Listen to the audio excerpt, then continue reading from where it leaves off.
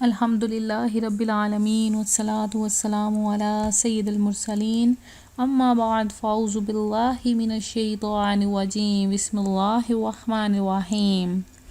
اللہ کے نام سے شروع کرتی ہوں جو بہت ہی مہربان اور نہایت ہی رحم کرنے والا ہے۔ روحانی وظائف چینل کی طرف سے تمام ویورز کو السلام علیکم ورحمۃ اللہ وبرکاتہ۔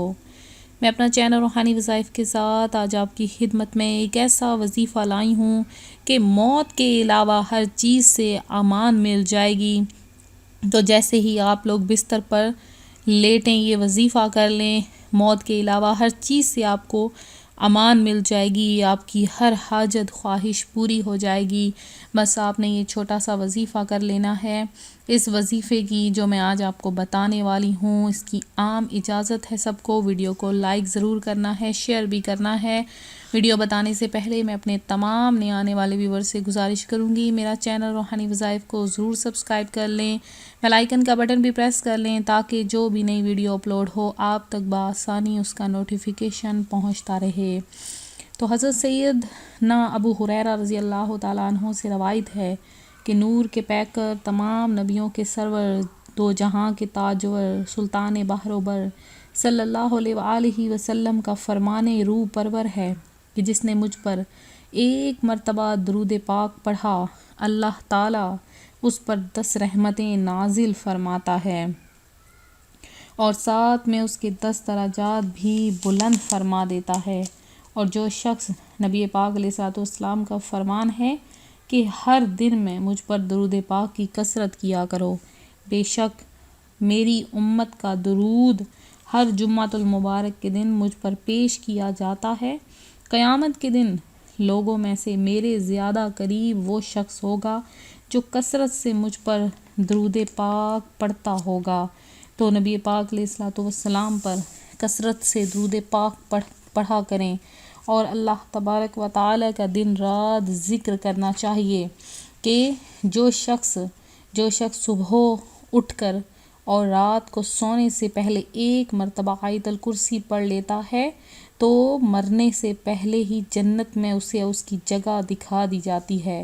فرض نماز کے بعد ضرور آیت الکرسی پڑھا کریں۔ آیت الکرسی کی بہت ہی زیادہ فضیلت ہے اور سرکار مدینہ راحت قلب و سینہ فیض گنجینہ صاحب معطر پسینہ صلی اللہ علیہ وآلہ وسلم کا فرمان عالی شان ہے کہ جس نے نماز فجر ادا کی اور بعد کیے بغیر قل هو اللہ احد یعنی پوری سورت کو 10 مرتبہ پڑھا تو اس دن میں اسے کوئی گناہ نہ پہنچے گا اور وہ شیطان سے بچایا جائے گا۔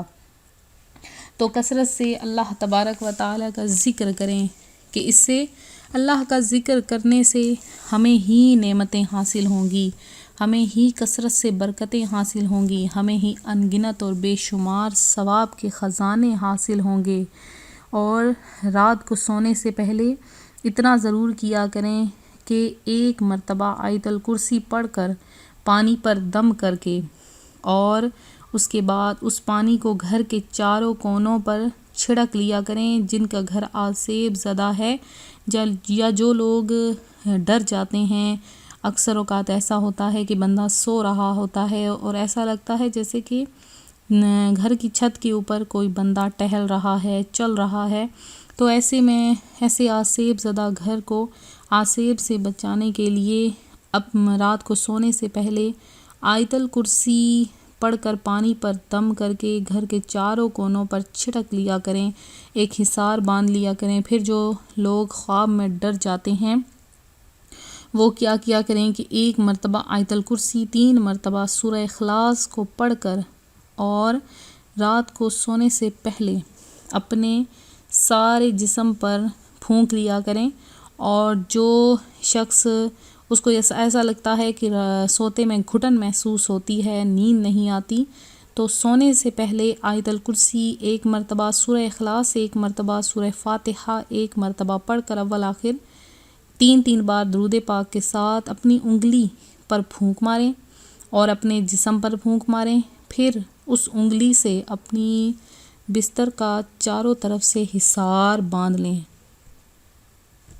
اس حصار سے کیا ہوگا کہ کوئی بھی چیز، کوئی آسیب، کوئی بیماری اس رات انسان کو نہیں پہنچتی ہے۔ تو آپ جانتے ہیں کہ موت کا علاج کسی کے پاس نہیں۔ دنیا میں سب سے بڑا جو حکیم مانا جاتا تھا اسے لقمان حکیم کہتے تھے۔ تو کسی چیز کے پاس بھی، کسی حکیم کے پاس بھی موت کا کوئی علاج نہیں۔ جب موت کا مقرر وقت آ جاتا ہے تو انسان اس دنیا سے رخصت ہو جاتا ہے۔ حضرت عزرائیل علیہ السلام اس بندے کی روح کھینچ لیتے ہیں، تو حضرت عزرائیل اور اس بندے کی روح جسم سے نکال لیتے ہیں۔ ایک بار حضرت عزرائیل علیہ السلام نے اللہ تبارک و تعالی سے عرض کی کہ یا باری تعالیٰ، لوگ تو مجھ سے نفرت کرنے لگیں گے کہ میں لوگوں کے پیاروں کو ان سے جدا کر دیتا ہوں، لوگ مجھے برا ماننے لگیں گے، مجھے گالیاں دیں گے، مجھے برا بھلا کہیں گے۔ تو اللہ تبارک و تعالی نے حضرت عزرائیل علیہ السلام سے فرمایا کہ اے فرشتے، میں لوگوں کے اوپر بیماریاں مسلط کر دوں گا، ایسے وجوہات پیدا کر دوں گا کہ انہیں اس طرف خیال ہی نہیں آئے گا کہ کس نے روح قبض کر لی۔ تو اب دیکھیں کہیں پر ایکسیڈنٹس ہو رہے ہیں، کہیں پر بیماریاں آ رہی ہیں، مصیبتیں پریشانیاں آ جاتی ہیں، اور اس طرح سے لوگ بیمار ہو کر بستر مرگ پر پڑے پڑے ان کی روح قبض ہو جاتی ہے۔ تو ایسے ہی موت کا کسی چیز میں بھی کوئی علاج نہیں، کوئی دوا سے، کوئی بھی وظیفے سے، کسی چیز کا سے بھی موت کا کوئی علاج نہیں۔ جب موت کا وقت مقرر آ جاتا ہے تو انسان کی روح قبض کر لی جاتی ہے۔ تو ہمیشہ کیا کرنا چاہیے؟ موت کو کثرت سے یاد کرنا چاہیے۔ جو شخص موت کو کثرت سے یاد کرتا ہے موت اس کے لیے آسان ہو جاتی ہے۔ تو اگر آپ لوگ چاہتے ہیں کہ آپ کو ہر چیز سے امان مہیا ہو جائے، یا آپ لوگ جب صبح اٹھیں تو آپ کی ہر حاجت پوری ہو جائے، آپ کی ہر خواہش پوری ہو جائے، تو آج ہم آپ کے لیے ایک ایسا وظیفہ لائے ہیں کہ جس کو کرنے سے آپ کو موت کے علاوہ ہر چیز سے امن نصیب ہو جائے گا، اور رات کو اگر کر کے سوئیں گے تو صبح اٹھیں گے تو آپ کی ہر حاجت، ہر خواہش پوری ہو جائے گی۔ تو کیا کرنا ہے، کس طرح سے آپ نے یہ وظیفہ کرنا ہے، وہ بھی میں آپ کو بتا دیتی ہوں، آپ لوگ نوٹ کر لیجئے۔ بالکل آسان سا وظیفہ ہے۔ کیسے آپ نے کرنا ہے کہ جب آپ لوگ رات کو سوئیں، پہلے آپ فرمان مصطفیٰ صلی اللہ علیہ وآلہ وسلم سن لیں کہ فرمان مصطفیٰ صلی اللہ علیہ وآلہ وسلم ہے کہ جب تم اپنا پہلو یعنی کروٹ بستر پر رکھ کر سورہ فاتحہ اور قل هو اللہ احد یعنی سورہ اخلاص پڑھ لو گے تو موت کے علاوہ ہر چیز سے امان میں آ جاؤ گے۔